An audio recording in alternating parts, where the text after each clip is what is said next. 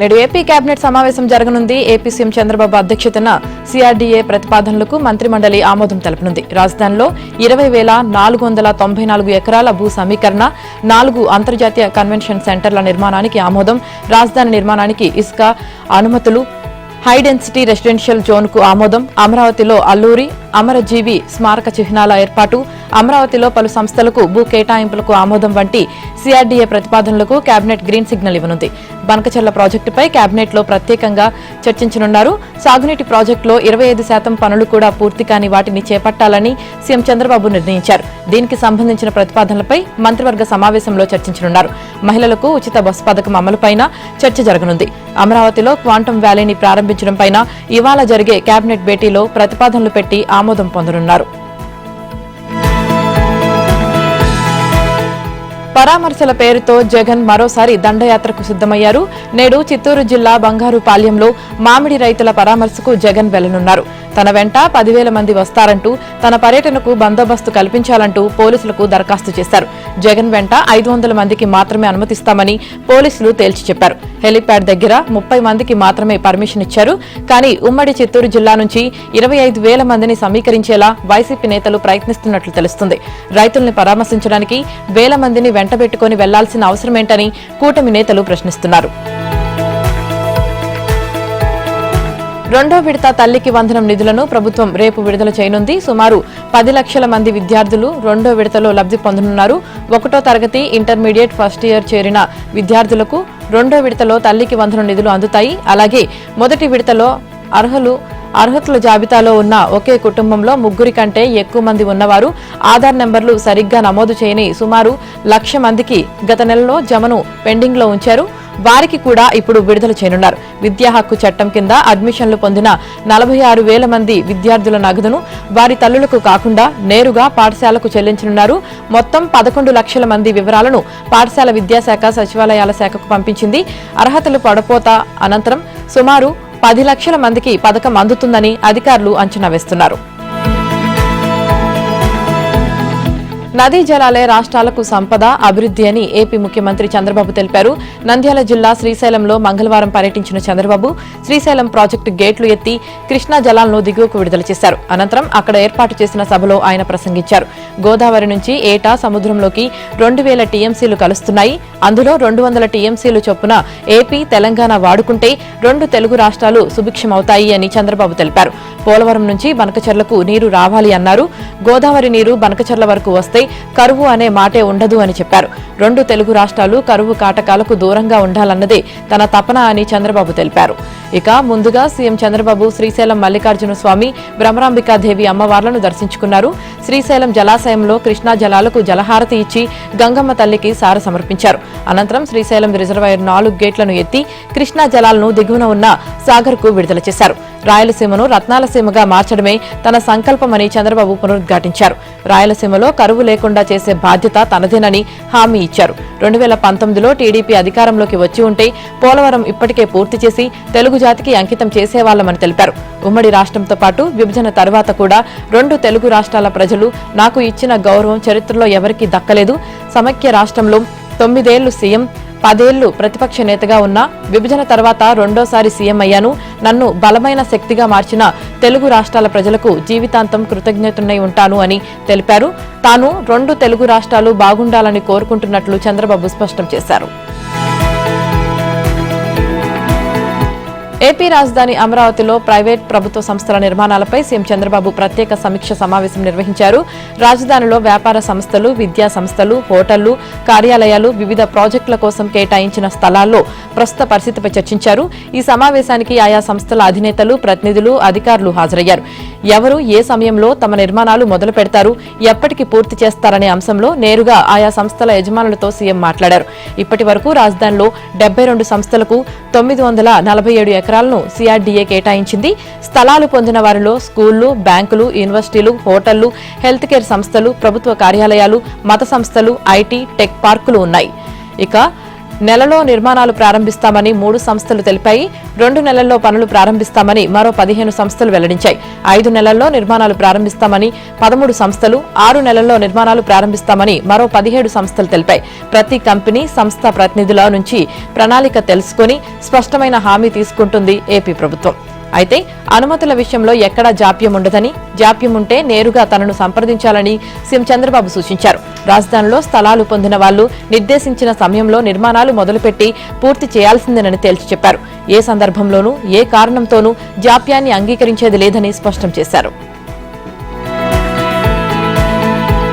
Global capability centre స్థాపన, నిర్వహణలో ప్రపంచంలోనే అగ్రగామి సంస్థగా ఉన్న ఏఎన్ఎస్ఆర్ విశాఖలో ప్రత్యేక ఇన్నోవేషన్ క్యాంపస్ స్థాపించనుంది. ఇందుకోసం ఐటీ, విద్యాశాఖల మంత్రి లోకేష్ సమక్షంలో బెంగళూరులో ఆంధ్రప్రదేశ్ ప్రభుత్వంతో అవగాహన ఒప్పందం చేసుకుంది. దీనిపై ఏఎన్ఎస్ఆర్ సంస్థ సీఈఓ లలిత్ అహూజా, రాష్ట్ర ఐటీ శాఖ కార్యదర్శి కాటంనేని భాస్కర్ సంతకాలు చేశారు. మధురవాడ ఐటీ క్లస్టర్లో అత్యాధునిక జీసీసీ ఇన్నోవేషన్ క్యాంపస్ ఏర్పాటు ద్వారా 5 ఏళ్లలో 10,000 మందికి ఉద్యోగ అవకాశాలు కల్పించనుంది.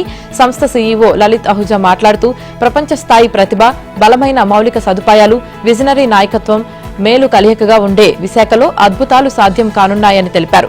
ఇన్నోవేషన్ క్యాంపస్ ప్రపంచ స్థాయి ప్రతిష్టాత్మక సంస్థలకు గమ్యంగా మారుతుందని చెప్పారు. ఇక లోకేష్ మాట్లాడుతూ రాబోయే 4 ఏళ్లలో ఏపీలో 20 లక్షల ఉద్యోగాలు కల్పించాలని లక్ష్యంగా పెట్టుకున్నామని, ఇందులో ఐటీ, జీసీసీ రంగాల్లో 5 లక్షల ఉద్యోగాలు కల్పించాలన్నది తమ టార్గెట్ అన్నారు. 5 లక్షల ఉద్యోగాల టార్గెట్లో ఇప్పటికే 12% సాధించామని చెప్పారు. బెంగళూరు, గోవా మేలు కలయికగా విశాఖ కూడా వ్యాపార, వాణిజ్యాలకు అనువైన కేంద్రంగా రూపుదిద్దుకుంటుందన్న ఆశాభావం వ్యక్తం చేశారు. విశాఖ ప్రతిభావంతులకు వేదికగా మారబోతుందన్నారు. ప్రభుత్వ విధానాల మేరకు అక్కడ ఐటీ రంగం వృద్ధికి మౌలిక సదుపాయాలు కల్పిస్తామని ప్రకటించారు. విశాఖ నగరంపై ఇప్పటికే ప్రపంచ స్థాయి సంస్థలు దృష్టి సారించాయని లోకేష్ చెప్పారు. తెలుగు ప్రజల ఆరాధ్య దైవం దివంగత ముఖ్యమంత్రి నందమూరి తారక రామారావు భారీ విగ్రహ ఏర్పాటుకు ఆంధ్రప్రదేశ్ ప్రభుత్వం సన్నద్దమవుతుంది. ఈ స్మారకాన్ని అద్భుతంగా నిర్మించాలని ముఖ్యమంత్రి చంద్రబాబు భావిస్తున్నారు. అమరావతిలోని నీరు కొండపై ఏర్పాటు చేయనున్న ఎన్టీఆర్ మెమోరియల్ ప్రాజెక్టుకు సంబంధించిన డిజైన్లపై మంత్రి నారాయణ సమీక్ష సమావేశం నిర్వహించారు. విగ్రహం నమూనా, చుట్టుపక్కల చేపట్టే నిర్మాణాలపై కన్సల్టెన్సీ ప్రతినిధులతో ఆయన చర్చించారు. మొదటి దశలో ఎన్టీఆర్ విగ్రహంతో పాటు ఎన్టీఆర్ మ్యూజియం ఏర్పాటు చేయనుండటంతో విగ్రహ నమూనాలు, ఇతర డిజైన్లపై ప్రాథమిక ప్రతిపాదనలు షెలాడియా సంస్థ ప్రతినిధులు మంత్రికి వివరించారు. కనీసం 10 నమూనాలు సిద్ధం చేసి సీఎం చంద్రబాబుకు చూపించాలని మంత్రి నారాయణ ఆదేశించారు. విగ్రహం నమూనా ఎలా ఉండాలనేది సీఎం చంద్రబాబు తుది నిర్ణయం తీసుకుంటారని నారాయణ స్పష్టం చేశారు. అలాగే విగ్రహ నమూనాలు రూపకల్పనలో టీడీపీ సీనియర్ నేత టీడీ జనార్దన్ సూచనలను పరిగణలోకి తీసుకోవాలన్నారు. ఇక ఇప్పటికే విగ్రహం నిర్మించే ప్రాంతంలో కన్సల్టెన్సీ సంస్థలు మట్టి పరీక్షలు, ఇతర సర్వేలు చేస్తున్నాయి. ఢిల్లీలో తెలంగాణ సీఎం రేవంత్ రెడ్డి 2వ రోజు బిజీగా గడిపారు. కేంద్ర మంత్రులు జేపీ నడ్డా, పీయూష్ గోయల్తో సమావేశమయ్యారు. తెలంగాణకు రావాల్సిన నిధులు, పెండింగ్ ప్రాజెక్టులపై చర్చించారు. మంగళవారం ఢిల్లీలోని వాణిజ్య భవన్లో కేంద్ర పరిశ్రమల మంత్రి పీయూష్ గోయల్తో రేవంత్ రెడ్డి భేటీ అయ్యారు. జహీరాబాద్ పారిశ్రామిక స్మార్ట్ సిటీ అభివృద్ధికి సహకరించాలని పీయూష్ గోయల్కు విజ్ఞప్తి చేశారు. ఈ స్మార్ట్ సిటీ అభివృద్ధి కోసం జాతీయ పారిశ్రామిక కారిడార్ అభివృద్ధి, అమలు ట్రస్ట్ ఆమోదించిన 596.61 కోట్ల నిధులను వెంటనే విడుదల చేయాలని కోరారు. స్మార్ట్ సిటీకి అవసరమైన నీటి సరఫరా, విద్యుత్, ఇతర వసతుల కల్పనకు ఆర్థిక సహాయం చేయాలన్నారు. అలాగే హైదరాబాద్ టు వరంగల్ పారిశ్రామిక కారిడార్లో భాగంగా వరంగల్ విమానాశ్రయానికి నిధులు మంజూరు చేయాలని అభ్యర్థించారు. అలాగే పెట్టుబడులకు సిద్ధంగా ఉన్న 100 ప్లగ్ అండ్ ప్లే పారిశ్రామిక పార్కుల అభివృద్ధికి సంబంధించిన ప్రతిపాదనలు సమర్పిస్తామని, కేంద్ర ప్రభుత్వం వాటికి మద్దతుగా నిలవాలని కోరారు. తెలంగాణ అవసరాలకు కేటాయించిన యూరియాను సకాలంలో సరఫరా చేయాలని కేంద్ర ఎరువుల మంత్రి జేపీ నడ్డాకు ముఖ్యమంత్రి రేవంత్ రెడ్డి విజ్ఞప్తి చేశారు. మంగళవారం ఢిల్లీలో ఆయన్ను అధికారిక నివాసంలో కలిశారు. వర్షాకాలానికి సంబంధించి ఏప్రిల్, జూన్ మధ్య 5 లక్షల మెట్రిక్ టన్నులకు గాను కేవలం 3.07 లక్షల మెట్రిక్ టన్నులు మాత్రమే సరఫరా చేశారని తెలిపారు. రాష్ట్రంలో ప్రాజెక్టులకు నీరు రావడంతో సాగు పనులు జోరుగా సాగుతున్నాయని, యూరియా సరఫరాలో ఆటంకాలు తలెత్తకుండా చూడాలని కోరారు. తెలంగాణలో అధికార విపక్ష పార్టీ నేతల మధ్య మాటల తూటాలతో రాజకీయ రగడ కొనసాగుతోంది. అభివృద్ధి సంక్షేమ కార్యక్రమాలపై చర్చకు రావాలంటూ సీఎం రేవంత్ రెడ్డి చేసిన సవాల్ను స్వీకరించిన బీఆర్ఎస్ వర్కింగ్ ప్రెసిడెంట్ కేటీఆర్ ముందు చెప్పినట్లుగా తన పార్టీ నేతలతో కలిసి సోమాజిగూడ ప్రెస్ క్లబ్ కు వచ్చారు. సీఎం చర్చకు రాకుండా తప్పించుకుని ఢిల్లీకి వెళ్లారని మండిపడ్డారు. సీఎం రాకుంటే కనీసం మంత్రులైనా రావాలని మరోసారి సవాల్ విసిరారు. మైక్ కట్ చేయకుండా ఉంటే అసెంబ్లీలో చర్చించేందుకు సిద్దమన్నారు. కేటీఆర్ వ్యాఖ్యలపై డిప్యూటీ సీఎం బట్టి విక్రమార్క గట్టిగా కౌంటర్ ఇచ్చారు. అవినీతి అక్రమాలపై లెక్కలు తేల్చుకునేందుకు సీఎం రేవంత్ రెడ్డి కేసీఆర్ కు సవాల్ విసిరితే ఇంకొకరు రావడం ఏమిటని బట్టి ప్రశ్నించారు. పెద్ద మనిషి రాకుండా కేటీఆర్ ప్రెస్ క్లబ్ కు రావడం ఏమిటన్నారు. దమ్ముంటే లెక్కలు తీసుకుని అసెంబ్లీకి రావాలని నోరుంది కదా అని ఏది పడితే అది మాట్లాడితే ఎలా అని బట్టి మండిపడ్డారు. బీఆర్ఎస్ నేతలు 10 ఏళ్లలో 1,00,000 కోట్లు దోచుకున్నారని ఆరోపించారు. తెలంగాణ ప్రజలను మోసం చేసింది బీఆర్ఎస్ నేతలే అని ఆరోపించారు ఎమ్మెల్సీ అద్దంకి దయాకర్. 1,00,000 కోట్లు దోచిన నేతలు ఇప్పుడు నీతులు చెబుతున్నారని మండిపడ్డారు. ఫోన్ ట్యాపింగ్ చేసి వాటి నుంచి తప్పించుకునేందుకు జై తెలంగాణ అంటున్నారని ఆరోపించారు. ఆ 4 వ్యక్తులు బందిపోటు దొంగల్లా వ్యవహరిస్తున్నారన్నారు. తెలంగాణను నట్టేట ముంచారని దుయ్యబట్టారు. బీఆర్ఎస్ పేరు పెట్టుకున్నాక తెలంగాణతో ఏం సంబంధమని ప్రశ్నించారు. తెలంగాణ మీ జాగీరా అని కేటీఆర్ ను గట్టిగా నిలదీశారు. గత బీఆర్ఎస్ ప్రభుత్వం 10 ఏళ్ల పాలనలో రైతులను పూర్తిగా విస్మరించిందని డిప్యూటీ సీఎం బట్టి విక్రమార్క ఆరోపించారు. కాంగ్రెస్ ప్రజాప్రభుత్వం వచ్చాక అన్నదాతల కోసం ఒక్క ఏడాదిలోనే 70,000 కోట్లు ఖర్చు చేసిందని తెలిపారు. 3 నెలల కాలంలోనే 21,000 కోట్లు రుణమాఫీ చేసిన ఘనత తమ సర్కారుదని చెప్పారు. 9 రోజుల్లో 9,000 కోట్లు రైతు భరోసా అందించామన్నారు. 12,500 కోట్లు ఖర్చు చేసి 51 లక్షల మందికి ఉచిత విద్యుత్ అందిస్తున్నామని తెలిపారు. మహిళల అభ్యున్నతికి పెద్దపీట వేస్తూ సహాయక సంఘాల సభ్యులకు 50,000 కోట్ల రుణాలు అందించామన్నారు. నిన్న మహబూబాబాద్ జిల్లాలో పర్యటించిన డిప్యూటీ సీఎం ఆ నియోజకవర్గంలోని సోమ్లాతండ కే సముద్రంలో 400 కోట్ల అంచనా వ్యయంతో నిర్మించే అభివృద్ధి పనులకు పలువురు మంత్రులతో కలిసి శంకుస్థాపనలు చేశారు. అనంతరం ఆయా ప్రాంతాల్లో జరిగిన బహిరంగ సభల్లో మాట్లాడారు. ప్రభుత్వం చేస్తున్న అభివృద్ధిని చూసి ఓర్వలేక బురద జల్లే ప్రయత్నం చేస్తున్నారని ఆయన ఆరోపించారు. రాష్ట్రంలో ఇందిరమ్మ ప్రభుత్వం పేదల పక్షాన పనిచేస్తూ ఎన్నికల్లో ఇచ్చిన హామీలను అమలు చేస్తూనే హామీ ఇవ్వని పథకాలను సైతం ప్రవేశపెడుతుందని రెవెన్యూ శాఖ మంత్రి పొంగులేటి శ్రీనివాసరెడ్డి అన్నారు. గత ప్రభుత్వం రాష్ట్రాన్ని అప్పుల పాలు చేస్తే వాటికి వడ్డీలు కడుతూనే కొత్త సంక్షేమ పథకాలను అమలు చేస్తున్నామని తెలిపారు. అధికారం కోల్పోయిన బీఆర్ఎస్ నేతలు రంకెలు వేస్తూ సీఎం రేవంత్ రెడ్డిని విమర్శించడమే పనిగా పెట్టుకున్నారని మండిపడ్డారు. రైతుల కళ్లల్లో సంతోషం చూడాలన్నదే ప్రభుత్వ లక్ష్యమని రోడ్లు భవనాల శాఖ మంత్రి కోమటిరెడ్డి వెంకటరెడ్డి అన్నారు. వారి కోసం ప్రత్యేకంగా నిధులు వెచ్చిస్తూ పథకాలను అమలు చేస్తున్నామని చెప్పారు. ఇక తెలంగాణ రాష్ట్రం సంక్షేమ రాజ్యమని వ్యవసాయ శాఖ మంత్రి తుమ్మల నాగేశ్వరరావు అన్నారు. ఇలాంటి రాజ్యం కావాలంటూ ఇతర రాష్ట్రాల సీఎంలపై ప్రజలు ఒత్తిడి తెస్తున్నారన్నారు. బీఆర్ఎస్ ప్రభుత్వ వైఫల్యాలు, తెలంగాణకు జరిగిన నష్టంపై రేవంత్ రెడ్డి ప్రభుత్వం వరుస అవగాహన కార్యక్రమాలు నిర్వహిస్తుంది. అందులో భాగంగానే తెలంగాణ రాజకీయాలను కుదిపేస్తున్న కాళేశ్వరం ప్రాజెక్టుపై ప్రజాప్రతినిధులకు కాంగ్రెస్ ప్రభుత్వం పవర్ పాయింట్ ప్రజెంటేషన్ ఇవ్వనుంది. నేడు ప్రజాభవన్లో కాళేశ్వరం లోపాలు, కుంగుబాటు, ఖజానాకు జరిగిన నష్టంతో పాటు ఎన్డీఎస్ఏ నివేదికలోని అంశాలను పవర్ పాయింట్ ప్రజెంటేషన్ ద్వారా వివరించనుంది. ఇవాళ మధ్యాహ్నం 3 గంటలకు కాంగ్రెస్ ప్రజాప్రతినిధులకు పవర్ పాయింట్ ప్రజెంటేషన్ ఇవ్వడానికి ఏర్పాట్లు చేసింది. కాళేశ్వరం ప్రాజెక్టు నిర్మాణం తుమ్మిడిహట్టి నుంచి మేడిగడ్డకు స్థలం మార్పు, ప్రాజెక్టు కుంగడం వరకు గత ప్రభుత్వ హయాంలో జరిగిన పొరపాట్లు, ప్రభుత్వ ఖజానాకు జరిగిన నష్టం, కేంద్ర డ్యామ్ సేఫ్టీ అథారిటీ ఇచ్చిన నివేదికలోని అంశాలను మంత్రి ఉత్తమ్ కుమార్ రెడ్డి వివరించనున్నారు. సీఎం రేవంత్ రెడ్డి, మంత్రులు పవర్ పాయింట్ ప్రజెంటేషన్ కు హాజరు కానున్నారు. ఈ నెల 15వ తేదీ కల్లా జిల్లా కాంగ్రెస్ కమిటీలు ఏర్పాటు చేస్తామని, ఆ వెంటనే డీసీసీ అధ్యక్షుల నియామకం చేపడతామని టీపీసీసీ అధ్యక్షుడు మహేష్ కుమార్ గౌడ్ వెల్లడించారు. డీసీసీల ఏర్పాటు ప్రక్రియలో భాగంగానే సీనియర్ నాయకులను జిల్లా ఇన్ఛార్జీలుగా నియమించామని, ఏఐసీసీ అబ్జర్వర్లు త్వరలోనే రాష్ట్రానికి వస్తారని ఆయన చెప్పారు. ఈ నెలాఖరు కల్లా అన్ని కమిటీల ఏర్పాటు పూర్తవుతుందన్నారు. బీసీలకు 42% రిజర్వేషన్లు ఇచ్చిన తర్వాతే స్థానిక ఎన్నికలకు వెళ్లాలనేది ప్రభుత్వ ఆలోచనని, ఈ విషయంలో న్యాయ నిపుణులతో చర్చలు జరుగుతున్నాయని చెప్పారు. ఇక యూరియా కరువు అంటూ బీఆర్ఎస్ అసత్య ప్రచారం చేస్తుందని మహేష్ కుమార్ గౌడ్ మండిపడ్డారు. అనిరుద్ రెడ్డి వ్యాఖ్యలను క్రమశిక్షణా చర్యల కమిటీ పరిశీలిస్తుందని తెలిపారు. కులగణన పత్రాలను తగలబెట్టిన తీర్మార్ మల్లన్నపై చర్యలు తీసుకున్నామని చెప్పారు. ఆపరేషన్ ఆకర్ష్ కొనసాగుతూనే ఉందని తెలిపారు. మంత్రి పదవుల అంశం తన పరిధిలో లేదని, రాజకీయాల్లో ఒక్కోసారి జూనియర్లకు ముందుగా అవకాశాలు వస్తాయని, సీనియర్లను కూడా పార్టీ గుర్తిస్తుందన్నారు. జూబ్లీహిల్స్ ఉప ఎన్నికల్లో కాంగ్రెస్ గెలవడం ఖాయమని ధీమా వ్యక్తం చేశారు. సీతారామచంద్రస్వామి ఆలయ భూముల ఆక్రమణ అంశం మరోసారి రణరంగాన్ని తలపించింది.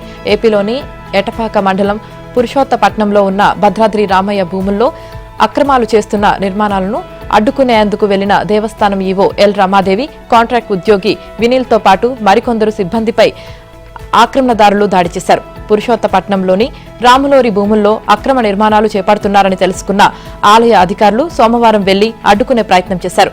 ఆక్రమణదారులు దాడికి యత్నించడంతో వెనుదిరిగారు. ఇక రెండో రోజు మంగళవారం ఈవో రమాదేవి సిబ్బందితో కలిసి అక్రమ నిర్మాణాలను అడ్డుకునేందుకు వెళ్లారు. నిర్మాణాలు ఆపేందుకు మీరెవరు అంటూ దేవస్థానం అధికారులు, సిబ్బందిని ఆక్రమణదారులు, స్థానికులు ప్రశ్నించారు. ఈ భూములు భద్రాద్రి ఆలయానివని, తమ వద్ద అన్ని పత్రాలు ఉన్నాయని ఈవో స్పష్టం చేశారు.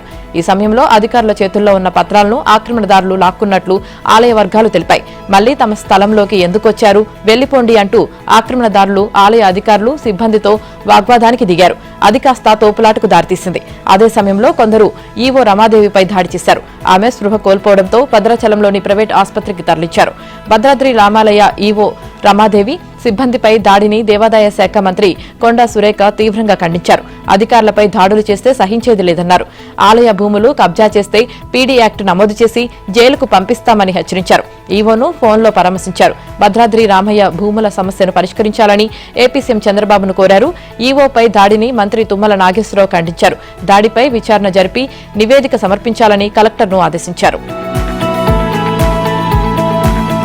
పాసమైలారం సిగాచి పరిశ్రమను నేషనల్ డిజాస్టర్ మేనేజ్మెంట్ అథారిటీ బృందం పరిశీలించింది. నిర్వహణ లోపాలపై యాజమాన్యంపై ప్రశ్నలు సంధించింది. సరిగా సమాధానాలు ఇవ్వకపోవడంపై యాజమాన్యంపై తీవ్ర అసంతృప్తి వ్యక్తం చేసింది అథారిటీ బృందం. రసాయన పరిశ్రమ నిర్వహణ గురించి తమకు మొత్తం తెలుసని, పేలుడు ఎలా సంభవించిందో చెప్పాలని నిలదీసింది.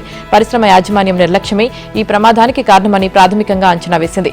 మరోవైపు ఐలాలోని హెల్ప్ డెస్క్ దగ్గర ఉన్న అడిషనల్ కలెక్టర్ చంద్రశేఖర్ బాధితుల కుటుంబాలతో మాట్లాడారు.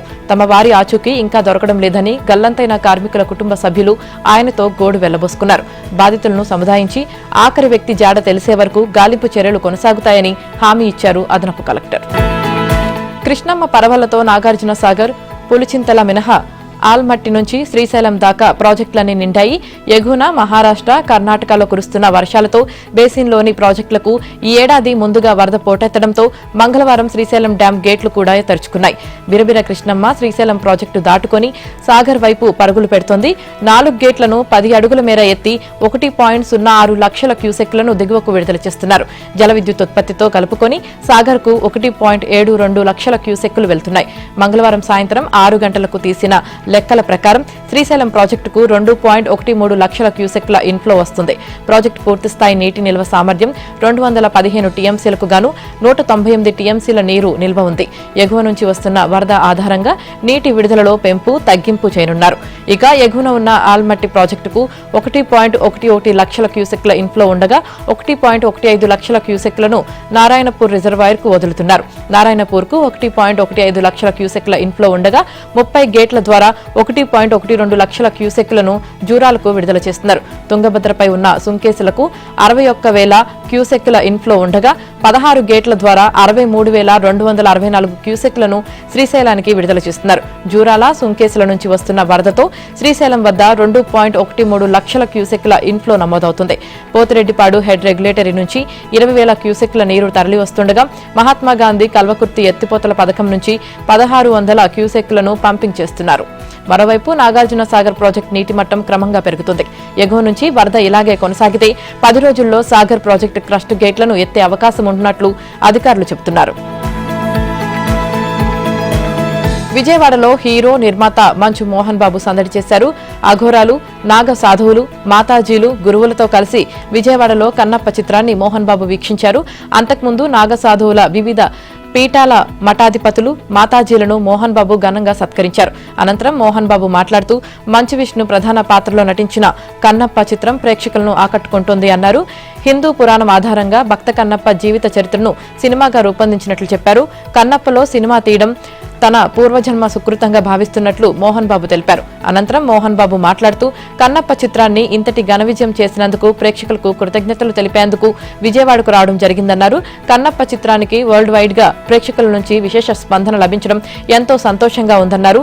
తెలుగు ప్రజలందరూ తప్పక కన్నప్ప చిత్రాన్ని వీక్షించాలని ఆయన కోరారు. బీహార్లో ఎన్నికల వేడి మొదలైంది. ఈ ఏడాది చివర్లో అసెంబ్లీ ఎన్నికలు నిర్వహించనున్న నేపథ్యంలో అన్ని పార్టీలు సన్నద్దమవుతున్నాయి. ఇక ప్రస్తుతం బీహార్లో అధికారంలో ఉన్న నితీష్ కుమార్ వచ్చే ఎన్నికల్లో మరోసారి అధికారం నిలుపుకోవాలని చూస్తున్నారు. ఇందులో భాగంగా ఓటర్లను ప్రసన్నం చేసుకునేందుకు కీలక ప్రకటన చేశారు. బీహార్లోని మహిళలకు ప్రభుత్వ ఉద్యోగాల్లో 35% రిజర్వేషన్ కల్పిస్తామని ప్రకటించారు. బీహార్లో శాశ్వత నివాసితులుగా ఉన్న మహిళలకు ప్రభుత్వ ఉద్యోగ నియామకాల్లో రిజర్వేషన్ వస్తుందని స్పష్టం చేశారు. ఈ నిర్ణయం వల్ల అన్ని సర్వీసుల్లో మహిళల ప్రాతినిధ్యం పెరుగుతుందన్నారు. అలాగే బీహార్ యూత్ కమిషన్ ఏర్పాటుకు నితీష్ సర్కార్ నిర్ణయం తీసుకుంది. యువతకు సంబంధించిన విధానాలు, అభివృద్ధి పథకాల్లో అడ్వైజరీగా కమిషన్ వ్యవహరిస్తుందని నితీష్ కుమార్ తెలిపారు. ఇప్పటికే బీహార్లో 400 ఉన్న పెన్షన్ను 1100కు పెంచుతూ ప్రభుత్వం ఉత్తర్వులు జారీ చేసింది. తాజాగా ఇప్పుడు ఉద్యోగాల్లో మహిళలకు రిజర్వేషన్లు ప్రకటించింది. బీహార్ సీఎం నితీష్ కుమార్ పై జనసూర్ పార్టీ అధినేత ప్రశాంత్ కిషోర్ విమర్శలు గుప్పించారు. గతంలో ఇచ్చిన హామీలకు ఇప్పటి వరకు దిక్కులేదని ఆరోపించారు. 2015 ఎన్నికల సమయంలో నిరుద్యోగ యువతకు నగదు సాయం అందిస్తామని చెప్పి మాట తప్పారన్నారు. ఇప్పుడు మరోసారి మహిళలు యువతను మోసం చేయడానికి ప్రయత్నిస్తున్నారన్నారు. తమిళనాడులోని కడలూరు జిల్లాలో విషాదం చోటు చేసుకుంది. మంగళవారం సెమ్మం కుప్పం రైల్వే గేటు వద్ద పట్టాలు దాటుతున్న ఓ స్కూల్ బస్సును రైలు ఢీకొట్టింది. ఈ దుర్ఘటనలో 3 చిన్నారులు మృతి చెందగా బస్సు డ్రైవర్, మరో విద్యార్థి గాయపడ్డారు. స్కూల్కు వెళ్లడంలో ఆలస్యం కాకుండా ఉండేందుకు మూసి ఉన్న గేట్ను తెరవాలని బస్సు డ్రైవర్ ఒత్తిడి చేశాడని, దీంతో నిబంధనలకు విరుద్ధంగా గేటు కీపర్ అందుకు అనుమతించాడని దక్షిణ రైల్వే చెబుతుండగా బస్సు వచ్చిన సమయానికి గేటు తెరిచే ఉందని డ్రైవర్ శంకర్తో పాటు గాయపడిన విద్యార్థి విశ్వేష్ చెప్పారు. మరోవైపు ఈ ప్రమాదంపై ఒక కొత్త కోణంలో రాజకీయ దుమారం రేగింది. క్రాసింగ్ వద్ద నియమించిన రైల్వే గేట్ మ్యాన్ కు తమిళం అర్థం కాలేదని అధికార డీఎంకే ఆరోపించింది. స్థానిక భాష తెలియకపోవడం వల్ల కమ్యూనికేషన్ లోపం జరిగిందని, చివరకు అది ఘోర దుర్ఘటనకు దారితీస్తుందని పేర్కొంది. డీఎంకే అధికార ప్రతినిధి టీకేఎస్ ఇలం గోవన్ మాట్లాడుతూ, ఘటనా స్థలంలో ఇప్పటికే ఒక ప్రమాదం జరిగింది. అక్కడ ఉండే వ్యక్తికి తమిళ భాష తెలియకపోవడమే అందుకు కారణమని రైల్వే అథారిటీ స్వయంగా చెప్పింది అన్నారు. ఇతరులు ఏం చెప్పారో ఆయనకు అర్థం కావడం లేదు. అదే ఇప్పటి ఘటనలో కూడా జరిగింది అని తెలిపారు. అలాంటి ముఖ్యమైన చోట్ల స్థానిక భాష తెలిసిన వారిని నియమించి ప్రజల ప్రాణాలు కాపాడాలని డిమాండ్ చేశారు. ప్రధానమంత్రి నరేంద్ర మోదీకి మరో గౌరవం లభించింది. బ్రెజిల్ పర్యటనలో ఉన్న ఆయన అక్కడి అత్యున్నత పౌర పురస్కారాన్ని అందుకున్నారు. బ్రెజిల్ అధ్యక్షుడు Lula Silva grand caller of the national award of the southern cross పురస్కారాన్ని ప్రదానం చేశారు. అంతకుముందు అక్కడి రియోడి జనీరో నగరంలో జరిగిన బ్రిక్స్ శిఖరాగ్ర సదస్సులో మోదీ పాల్గొన్నారు. ఈ సందర్భంగా బహుళ పక్షవాదం, ఆర్థిక వ్యవహారాలు, కృత్రిమ మేధపై ప్రసంగించారు. అత్యాధునిక సాంకేతిక సాధనాల తయారీలో కీలకమైన ఖనిజాలను ఏ దేశమూ స్వార్థ ప్రయోజనాల కోసం వాడుకోకుండా అడ్డుకోవాలని పిలుపునిచ్చారు. వాటిని ఇతరులపై ఆయుధాలుగా ఉపయోగించుకునే పరిస్థితి రాకుండా చూడాలన్నారు. జూలై 2న మొదలైన ప్రధాని మోదీ 5 దేశాల పర్యటన జూలై 9 వరకు కొనసాగనుంది. Ghana, Trinidad and Tobago, Argentina, Brazil పర్యటనలో పూర్తి చేసుకున్న మోదీ నమీబియాలో అడుగు పెట్టనున్నారు. గడిచిన 3 దశాబ్దాల్లో ఈ దేశంలో పర్యటించే తొలి భారత ప్రధానిగా నిలవనున్నారు. ఇక ఘనా పర్యటనలో భాగంగా అక్కడి అత్యున్నత పురస్కారం the officer of the order of the star of ఘనాతో సత్కరించారు. శ్రీరాముడు జన్మస్థలంపై నేపాల్ ప్రధానమంత్రి కేపీ శర్మ ఓలీ మరోసారి వివాదాస్పద వ్యాఖ్యలు చేశారు. కాఠ్మాండూలో జరిగిన పార్టీ కార్యక్రమంలో పాల్గొన్న ఆయన శ్రీరాముడు నేపాల్లోనే జన్మించాడని తెలిపారు. వాల్మీకి రాసిన అసలైన రామాయణం ఆధారంగానే తాను ఈ మాట చెబుతున్నానని చెప్పారు. ఈ విషయం ప్రచారం చేయడానికి దేశ ప్రజలు ఏమాత్రం సంకోచించవద్దని పిలుపునిచ్చారు. రామ జన్మస్థలంపై ఎవరైనా వేరే కథనాలను ఎలా సృష్టించగలరని ప్రశ్నించారు. రాముడు పుట్టిన స్థలం నేపాల్లోనే ఉందని, అది ఇప్పటికీ అక్కడే ఉందన్నారు. దీన్ని తాము అంతగా ప్రచారం చేయలేకపోతున్నామని వ్యాఖ్యానించారు. అది కొందరిని బాధిస్తుందని తాను భావిస్తున్నానన్నారు. ఈ సందర్భంగా ఆయన శివుడు, విశ్వామిత్రుడు కూడా తమ దేశంలోనే జన్మించారని పేర్కొన్నారు. ఇది తాను సొంతంగా చెప్తుంది కాదని, వాల్మీకి రాసిన రామాయణంలోనే ఇది కూడా ఉందన్నారు. ఇక గతంలోనూ ఓలీ ఇలాంటి వివాదాస్పద ప్రకటనలు చేశారు. 2020లో అయోధ్య తమ దేశంలోని చిత్వాన్లోని ధోరీలో ఉందన్నారు. అక్కడే రాముడు పుట్టాడని ఆయన అన్నారు. అలాగే దశరథుడు పుత్రకామేష్టి యాగం చేసిన ప్రాంతం కూడా తమ దేశంలోనే ఉందన్నారు. అప్పట్లో ఓలీ చేసిన ఈ వ్యాఖ్యలు తీవ్ర దుమారం రేపాయి. ఈ క్రమంలో నేపాల్ విదేశాంగ శాఖ ఓ ప్రకటనను విడుదల చేసింది. ఎవరి మనోభావాలు దెబ్బతీయడానికి ప్రధాని ఈ వ్యాఖ్యలు చేయలేదని స్పష్టం చేసింది. బ్రిక్స్ సభ్య దేశాలపై అమెరికా అధ్యక్షుడు ట్రంప్ మరోమారు విరుచుకుపడ్డారు. డాలర్ను బలహీనపరిచేందుకు బ్రిక్స్ ప్రయత్నిస్తుందని, దానికి ప్రతిగా ఆ దేశాలపై 10% అదనపు దిగుమతి సుంకం విధిస్తానని తేల్చి చెప్పారు. ఇందులో భారత్ కూడా ఉంటుందని, ఎవరికి మినహాయింపులు ఉండవని స్పష్టం చేశారు. అమెరికా డాలర్ రారాజు అని, ఇది అలాగే కొనసాగుతుందని చెప్పారు. డాలర్ను సవాల్ చేయాలనుకున్న వారు భారీ మూల్యం చెల్లించుకోక తప్పదని ట్రంప్ హెచ్చరించారు. అసలు బ్రిక్స్ అనేది ఏర్పాటైందే అమెరికాకు నష్టం కలిగించడానికి అని, డాలర్ విలువను తగ్గించడానికి అంటూ మండిపడ్డారు. బ్రిక్స్ దేశాలు అమెరికాకు నిజమైన ప్రమాదం కాదని ట్రంప్ స్పష్టం చేశారు. 14 దేశాలకు ట్రంప్ సుంకాలను విధిస్తూ ట్రంప్ లేఖలు రాశారు. ఈ క్రమంలో భారత్తో ఒప్పందం జరుగుతుందని ప్రకటించారు. ఆగస్టు తర్వాత భారత ప్రధాని మోదీతో కలిసి తుది ఒప్పందంపై సంతకాలు చేసే అవకాశాలున్నట్లు వివరించారు. ఆయా దేశాలపై ఈ నెల 9 నుంచి సుంకాలు అమలవుతాయని ట్రంప్ ప్రకటించగా ఆ తేదీని ఆగస్టు 1కి పొడిగించారు. అంతలోనే బ్రిక్స్ దేశాలపై 10% అదనపు సుంకాన్ని ప్రకటిస్తూ భారత్ మినహాయింపు కాదని ట్రంప్ తేల్చి చెప్పారు. ఫార్మాస్యూటికల్స్ దిగుమతులపై కూడా ట్రంప్ భారీగా 200% వరకు సుంకం విధిస్తున్నట్లు ట్రంప్ ప్రకటించారు. అయితే ఈ సుంకాలను వెంటనే అమలు చేయకుండా 18 నెలల పాటు గడువు ఇవ్వనున్నట్లు చెప్పారు. ఈ గడువు కాలం ముగిసేలోపు ఫార్మా కంపెనీలు తమ ఉత్పత్తి కేంద్రాలను అమెరికాలో ఏర్పాటు చేసుకునేందుకు అవకాశం. తప్పులు దిద్దుకొని సిరీస్ పట్టేయాలనే లక్ష్యంతో 4వ టీ20లో భారత అమ్మాయిలు బరిలోకి దిగుతున్నారు. తొలి 2 టీ20ల్లో అదిరే ఆటతో ఆతిథ్య జట్టు ఇంగ్లాండ్ను ఊహించని దెబ్బ కొట్టిన భారత మహిళల జట్టు 3వ మ్యాచ్లో కాస్త తడబాటు పడ్డారు. కెప్టెన్ హర్మన్ ప్రీత్ పెద్ద స్కోర్లు చేయకపోవడం జట్టును కలవరపెడుతుంది. తొలి 3 టీ20ల్లో బ్యాటింగ్లో స్మృతి మంధన, జెమిమా, అమన్జోత్ కౌర్ నిలకడగా రాణించారు. హర్మన్ ప్రీత్, షఫాలి నుంచి వారికి మద్దతు దొరికితే 4వ టీ20లో టీమిండియాకు తిరుగుండదు. బౌలింగ్లో జట్టు బలంగా ఉంది. తెలుగమ్మాయిలు శ్రీచరణి, అరుంధతి రెడ్డి విజయాల్లో కీలక పాత్ర పోషిస్తున్నారు. ఆల్రౌండర్ దీప్తి శర్మ కూడా రాణిస్తోంది.